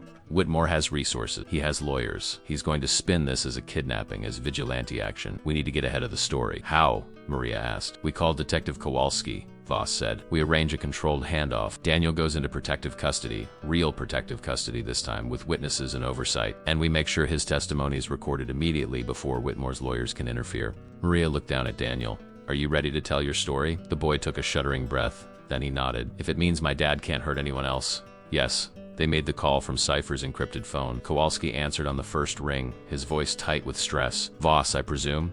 This is me, Voss confirmed. I have the Whitmore boy. He's safe, he's alive, and he's ready to testify. But we need guarantees. Name them, Kowalski said. Federal custody, not state. Too many people in the state system are on Whitmore's payroll. FBI protection until the grand jury hearing. And the woman who started this, Maria Santos, she gets immunity for anything that happened during the extraction. There was a pause. You're asking for a lot. I'm giving you a witness who can take down one of the biggest pharmaceutical executives in the country, Voss said. A man who murdered his wife and was about to institutionalize his son to cover it up. That's worth a lot. Kowalski was quiet for a long moment. All right, I can make this happen, but you need to bring him in now. Where are you? Voss gave him the location. 1 hour, Kowalski said. Come alone with the boy and Miss Santos. Everyone else disappears. If my superiors knew I was negotiating with you right now, I'd be suspended. Deal, Voss said. He hung up and looked at Maria. This is where we part ways. You and Daniel go with Kowalski. Kane and I, we don't exist. This extraction never happened officially. What will you do? Maria asked. What we always do, Kane said. Disappear. Wait for the next person who needs help. Then we come back. Maria wanted to thank them, to express what their help had meant, but words seemed inadequate. You saved his life, she finally said. You gave him a chance. That's all any of us can do, Voss said. Give people a chance. The rest is up to them. An hour later, Maria and Daniel sat in the back of Detective Kowalski's unmarked car. The boy was wrapped in a blanket, a bottle of water in his hands, his eyes heavy with exhaustion but no longer drugged. Kowalski drove carefully, his eyes constantly checking the mirrors. We're taking you to a federal facility, he said. You'll be safe there. There are people who want to hear your story, Daniel. Important people. Daniel nodded. He'd been mostly silent since the extraction, processing everything. Now he looked up at Maria. Will you stay with me? For as long as they let me, Maria promised. Kowalski glanced at her in the rearview mirror. You did something incredible, Miss Santos. Stupid maybe, but incredible. Most people would have just called the police and hoped for the best. I did call the police, Maria said. You came too late. That's why I had to do it myself. Kowalski smiled slightly. Fair enough. The sun was rising fully now, painting the sky in shades of orange and pink. A new day, a new beginning. They drove toward the city, toward safety, toward justice. But Maria knew this wasn't over. Richard Whitmore was still out there. He still had power, money, influence. He would fight back. He would try to discredit Daniel, to paint Maria and her team as kidnappers and criminals. The battle ahead would be long and brutal. But as she looked at Daniel, at the boy who'd survived so much and still had the courage to speak the truth, she felt something she hadn't felt in a long time. Hope. Not hope that everything would be, but hope that truth could win, that justice could prevail, that one person standing up for what was right could make a difference. We're going to get through this, she told Daniel. I promise. Daniel looked at her, and for the first time since she'd found him in that diner weeks ago, he smiled. A small, fragile smile, but real. I know, he said, because you keep your promises. Maria held his hand as they drove into the sunrise toward whatever came next. The waitress and the silent boy who'd found each other in a forgotten diner had become something more. They'd become fighters, survivors, and together, they were going to make sure that the monsters hiding behind money and power finally faced the light. The federal building was a fortress of glass and concrete in the heart of the city. Maria and Daniel were escorted through a back entrance, away from the cameras and reporters who were already gathering at the front. Word had leaked somehow, as it always did. Pharmaceutical CEO's son rescued in daring extraction. The headlines were already being written. They were taken to a conference room on the 7th floor. Inside waited 3 FBI agents, 2 assistant district attorneys, and a woman Daniel recognized immediately. His face lit up with genuine joy for the first time. Aunt Lisa, he said, his voice breaking. Lisa Whitmore, Catherine's younger sister, rushed forward and swept Daniel into her arms. She was crying, her whole body shaking with relief. Oh my God, Danny. We thought you were dead. We thought Richard had killed you too. She held him at arm's length, looking him over. Are you hurt? Did he hurt you? I'm okay, Daniel said. Because of her. He pointed at Maria. She saved me. Lisa turned to Maria, her eyes red but fierce with gratitude. Thank you. I don't know who you are or how you did this, but thank you. So you brought him back. Maria felt her throat tighten. He came to me first. All I did was refuse to look away. Lisa held her gaze for a long moment, then nodded. That's more than most people do. The FBI agents took control of the room. The lead agent, a woman named Sarah Chun, not the doctor but a different person with steel in her eyes, addressed Daniel directly. Daniel, my name is Agent Chun. I know you've been through something terrible, but we need you to tell us everything you remember about what happened to your mother. Can you do that? Daniel looked at Maria. She nodded encouragingly. Agent Chun saw the exchange. Ms. Santos can stay if that makes you more comfortable. Daniel took a breath and began to speak. His voice was small at first, hesitant, but it grew stronger as he continued. He told them about his mother discovering the illegal trials, the secret facilities where Whitmore Pharmaceutical tested experimental drugs on vulnerable populations without consent, children from foster care, undocumented immigrants, people who wouldn't be missed. He told them about the arguments between his parents, how his mother had gathered evidence, coped files, prepared to go to the authorities, how his father had begged her not to, had threatened her, had promised it would be the end of their family, and he told them about the night his mother died. I couldn't sleep, Daniel said, his voice steady now. I went downstairs to get some water. It was late, maybe 2 in the morning. I saw my dad in the garage. He was doing something to Mom's car, something with the brakes. I didn't understand what it was then, but I knew it was wrong. The way he was looking around, making sure no one saw him. What did you do? Agent Chun asked gently. I hid, Daniel admitted. I was scared. I went back to my room and didn't say anything. The next morning, Mom left for work early. She always did. And then a few hours later, the police came to tell us there'd been an accident. Agent Chun wrote everything down. Did your father know you'd seen him? Not at first, Daniel said. I tried to act normal, but that night after the police left, I heard him on the phone. He was talking to someone about me, about whether I'd seen anything. He said I was a loose end. The next day, he told me I was going to stay with a friend of his for a while. That's when those men came, the men from Valamont. Did he ever explicitly say he was going to harm you? One of the attorneys asked. He didn't have to, Daniel said. I knew I ran away that night while they were moving me. I ran for 3 days before I found the diner, before I found Maria. The testimony continued for 2 hours. Daniel answered every question, his aunt holding his hand, Maria sitting close by. When it was finally over, Agent Chun closed her notebook. Daniel, you're incredibly brave. The testimony you've given us today, combined with the evidence your mother compiled, is going to bring down your father and everyone involved in his operation. We're executing search warrants on Whitmore Pharmaceutical facilities as we speak. What happens to Danny now? Maria asked. He stays in federal protective custody until the trial, Agent Chun said, with family supervision if possible. She looked at Lisa. Miss Whitmore, are you willing to serve as his guardian? Lisa's hand tightened on Daniel's. Absolutely. He's my family. He's all I have left of my sister. Then it's settled, Agent Chun said. You'll both be placed in a secure location with full-time protection. Richard Whitmore and his associates will be arrested within the hour. Maria felt relief wash over her. It was done. Daniel was safe. Justice was coming. But Agent Chun wasn't finished. Ms. Santos, you need to understand your situation. What you did, the extraction from Whitmore's compound, it was illegal. Breaking and entering, assault, armed confrontation with security personnel. Under normal circumstances, you'd be facing serious charges. Maria's stomach dropped. But these aren't normal circumstances, Agent Chun continued. Daniel is alive because of you. The truth is going to come out because of you. So I'm recommending that no charges be filed. However, you need to stay available for testimony. This case is going to trial, and you're a material witness. I'm not going anywhere, Maria said. As long as Danny needs me, I'll be here. Over the next 3 months, the case against Richard Whitmore became a media sensation. The evidence was overwhelming. Catherine Whitmore's files detailed years of illegal experiment. Whistleblowers came forward from inside the company. Former test subjects told their stories. And through it all, Daniel's testimony stood as the linchpin. The boy who witnessed his father commit murder. Richard Whitmore's empire crumbled. The company's stock plummeted. Board members resigned. Criminal investigations spread to 12 countries. And at the center of it all was the man himself, Richard Whitmore, sitting in a federal courthouse facing charges of murder, conspiracy, and crimes against humanity. Maria attended the trial every day, sitting in the gallery where Daniel could see her. He testified on the 3rd day, his voice clear and strong. His aunt sat beside him, and when the defense attorney tried to suggest he was confused, traumatized, that his memories couldn't be trusted, Daniel looked the man in the eye and said, I know what I saw. I know what my father did, and I'm not going to let him get away with it. The jury deliberated for 6 hours. When they returned, the verdict was unanimous on all counts. Guilty. Richard Whitmore showed no emotion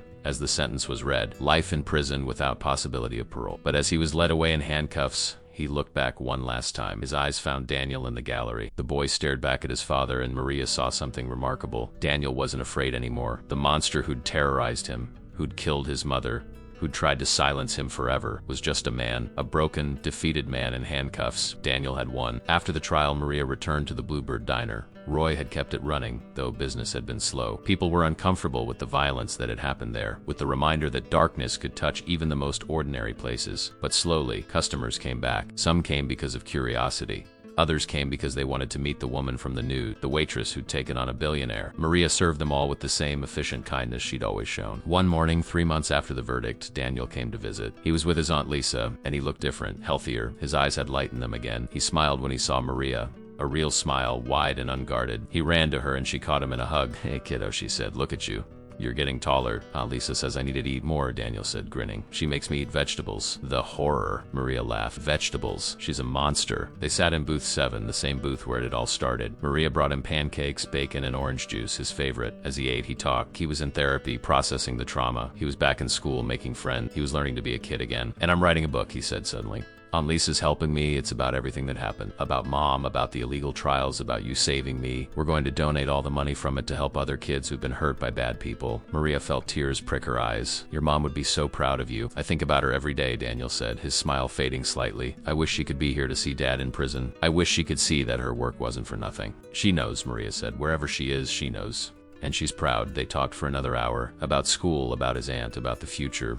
Daniel wanted to be a lawyer when he grew up, he said. He wanted to help people like his mom had tried to do. When it was time to leave, Daniel hugged Maria again. "Thank you," he said, "for everything. You gave me my life back." "You gave yourself your life back," Maria corrected. "You were brave enough to speak the truth. I just made sure someone listened." As she watched him leave, walking out into the sunshine with his aunt, Maria thought about how far they'd both come. A waitress who'd barely been surviving. A silent boy who'd been running from monsters. Together they'd changed each other's lives. Behind her, the diner's bell chimed as new customers entered. Maria grabbed her order pad and turned to greet them, a smile on her face. The Bluebird Diner was just a small place on a forgotten road, but it had become something more. A place where one person's kindness had sparked a revolution, where a single act of compassion had brought down an empire of corruption, and where every morning a waitress served coffee and hope in equal measure, knowing that you never knew whose life you might save simply by paying attention, by caring, by refusing to look away when someone needed help. Some acts of kindness really are small enough to fit in the palm of your hand, but as Maria Santos had learned, they're powerful enough to change the world.